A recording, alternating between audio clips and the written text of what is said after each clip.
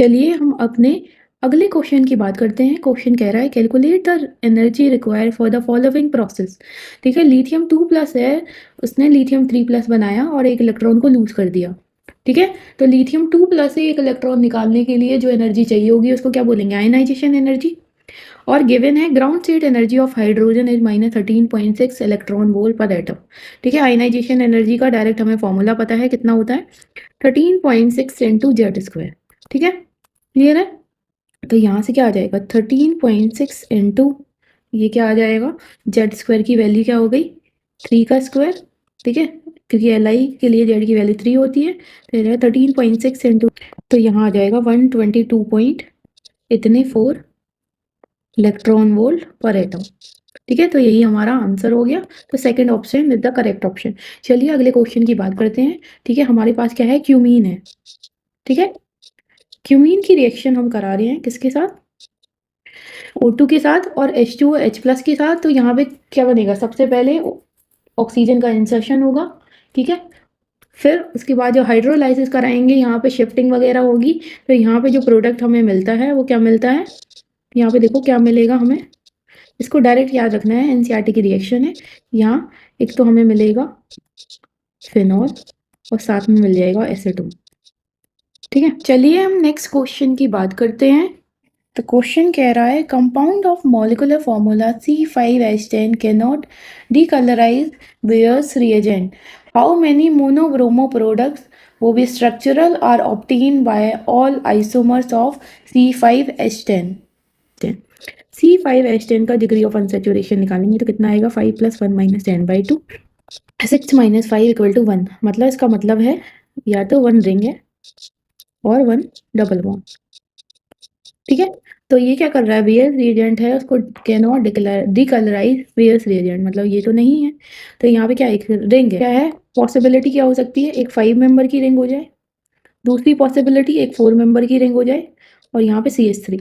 ठीक है, दूसरी पॉसिबिलिटी क्या हो सकती है? एक 4 मेंबर की रिंग हो जाए और CH3। ठीक है, तीसरी पॉसिबिलिटी क्या हो सकती है? एक 3 मेंबर की रिंग हो जाए और ये क्या करें? 2 CH3 लगा दें। एक पॉसिबिलिटी हो सकती है एक 3 मेंबर की रिंग हो, एक ही पोजीशन पे 2 CH3, और एक और पॉसिबिलिटी है एक 3 मेंबर की रिंग हो और यहाँ पे C2H5 लगा दें। ठीक है, अब देखो यहाँ पे करना क्या है, हमें मोनोक्लोरो प्रोडक्ट बनाना है। मतलब यहाँ पे क्या है? Br2HNO के साथ रिएक्शन कराएंगे और यहाँ पे रेडिकल का फॉर्मेशन होगा। ठीक है, तो उसके लिए तो हाइड्रोजन भी होने चाहिए। तो हमें क्या करना है? डिफरेंट टाइप के हाइड्रोजन देखने हैं। ठीक है, जो आइडेंटिकल होंगे उनको कंसिडर नहीं करेंगे। ठीक है, तो देखो एक तो यहाँ बना सकते हैं। ठीक है, अगर हम सेकंड केस में बात करें तो यहाँ देखो ये हो गया, एक यहाँ पे Br लग सकता है, एक ये भी अलग पोजीशन है। ठीक है, एक ये वाली पोजीशन, ये और ये तो क्या हो गई? सेम। और एक ये वाली पोजीशन, मतलब 4 पोजीशन है। ठीक है, अगर हम इसमें बात करें तो देखो एक तो ये वाली पोजीशन हो गई। ठीक है, एक क्या हो जाएगी? ये वाली पोजीशन हो गई और एक ये वाली पोजीशन हो गई। 3 यहाँ हो गए। अब यहाँ पे बात करेंगे, एक तो ये वाली पोजीशन हो जाएगी। ठीक है, और ये दोनों क्या है? आइडेंटिकल है। यहाँ तो हाइड्रोजन ही नहीं है, यहाँ क्या है? No hydrogen. ठीक है, तो एक क्या हो जाएगी? ये वाली पोजीशन।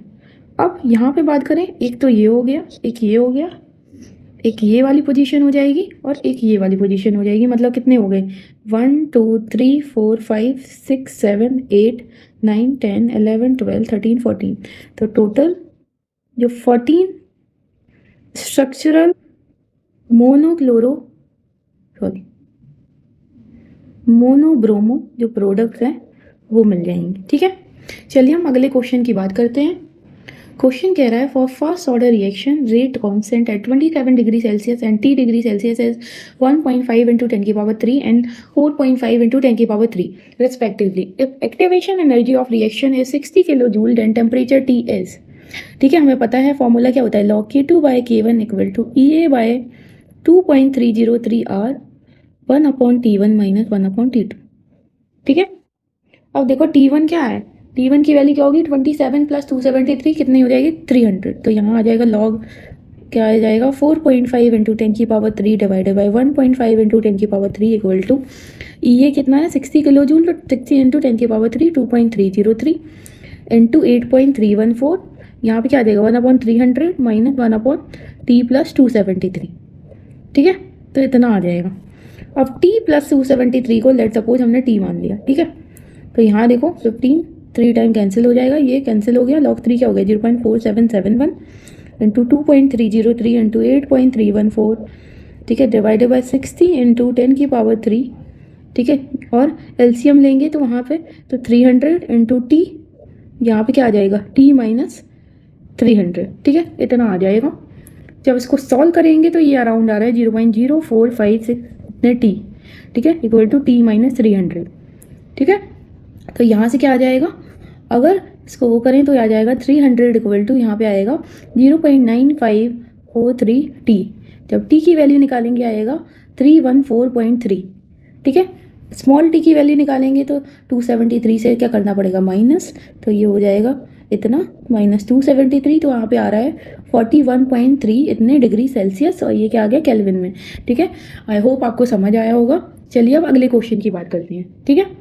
अब यहाँ पे देखो, यहाँ पे वो कह रहा है कि 8 ग्राम ऑफ स्क्वायर ब्रैकेट के अंदर CrClX H2O होल वाई, ठीक है, square bracket close Cl 3 minus X into X H2O 6 minus Y reacts with average AgNO3 to form 8.61 AgCl। The value of x plus Y है वो हमें calculate करनी है, ठीक है। अगर हम यहाँ पे बात करें, देखो फॉर्मूला कुछ अलग तरीके से ही दिया है। तो यहाँ पे क्या है, एक Cr है, Cl क्या है x है, इंटू Cl 3 माइनस एक्स है, तो यहाँ पे क्या हो जाएगा Cl कितने हो जाएंगे 3 हो जाएंगे, x से x कैंसिल हो जाएगा, ठीक है। और यहाँ पे क्या आ जाएगा डॉट 6 H2O क्या है 6 माइनस वाई, H2O क्या है वाई, तो वाई से वाई कैंसिल हो जाएगा, तो यहाँ पे क्या आ जाएगा जो H2O है वो क्या है 6 है, ठीक है, ये आ गया, ठीक है। इसके 8 ग्राम गिवन है, तो इसके मोल्स कितने हैं, तो 8 को इसके मॉलिकुलर वेट से डिवाइड कर, इसका मॉलिकुलर वेट क्या होता है 266.45, जब हम निकालेंगे यहाँ पे अप्रॉक्सीमेटली आएगी 0.03, ठीक है। अगर हम AgNO3 की बात करें तो यहाँ पे अगर मोल्स की बात करें तो वो कितने आ जाएंगे 8.61, तो क्या है इसका वेट है, उसको डिवाइड करो, Ag क्या हो गया, Ag हो गया 108 प्लस 35.5, ठीक है। तो यहाँ पे कितना आ जाएगा, टोटल आएगा 108 प्लस 35.5, यहाँ पे आ जाएगा 143.5 आ जाएगा, और ये अप्रॉक्सीमेटली 0.06 के बराबर होता है। तो 0.03 से कितना इससे डबल मिल रहा है, ठीक है। तो मतलब इससे 1 मोल से कितना मिल रहा है 2 मोल्स ऑफ AgCl, ठीक है। मतलब जो 2 Cl हैं वो क्या हैं बाहर आएंगे, मतलब फॉर्मूला क्या होगा Cr, ठीक है, ऑक्टाहेड्रल कॉम्प्लेक्स होगा, तो यहाँ पे क्या आ जाएगा H2O का होल 5, एक Cl अंदर आ जाएगा, 3 है तो 2 Cl बाहर आ जाएंगे और एक H2O बाहर आ जाएगा, ठीक है। तो यहाँ से हम क्या कर सकते हैं वैल्यू कैलकुलेट कर लो। देखो इसकी वैल्यू क्या हो गई x इक्वल टू आ गया 1, ठीक है, और y की value 6 minus Y equal to 1, तो y की वैल्यू क्या हो गई 5, ठीक है। तो अगर x प्लस वाई की वैल्यू निकालें तो आएगा 6, तो 6 हमारा आंसर हो गया, ठीक है।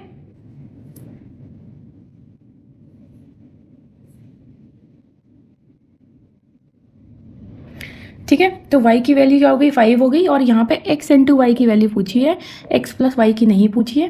तो x इंटू वाई क्या हो गया 1 इंटू 5, तो यहाँ पे आ जाएगा 5, ठीक है। आई होप आपको समझ आया होगा। चलिए अब अगले क्वेश्चन की बात करते हैं। Arrange the following complexes in increasing order of crystal field splitting energy, ठीक है। तो जो क्रिस्टल फील्ड स्प्लिटिंग एनर्जी है depends on nature of ligand, ठीक है, ठीक है। Also depends on the oxidation state of central metal atom, ठीक है। तो यहाँ पे अगर ऑक्सीडेशन स्टेट निकालेंगे तो यहाँ पे x plus 6 into -1 equal to -3, तो यहाँ आ जाएगा +3, यहाँ पे भी आ जाएगा Cr का +3, यहाँ पे भी सेम, यहाँ पे भी सेम। तो अगर क्या है सबकी सेम ऑक्सीडेशन स्टेट है तो क्या प्रेफर करेंगे नेचर ऑफ लिगेंड को, ठीक है। तो स्ट्रॉन्गर द लिगेंड, ठीक है, more will be the splitting, ठीक है। तो यहाँ पे देखो अगर लिगेंड की फील्ड स्ट्रेंथ का अगर ऑर्डर हम लगाएंगे तो वो क्या आ जाएगा ठीक है, क्या आ जाएगा, सबसे पहले आ जाएगा हमारा CN-, फिर उसके बाद आता है हमारा EN, फिर आएगा NH3, फिर आ जाएगा हमारा F-।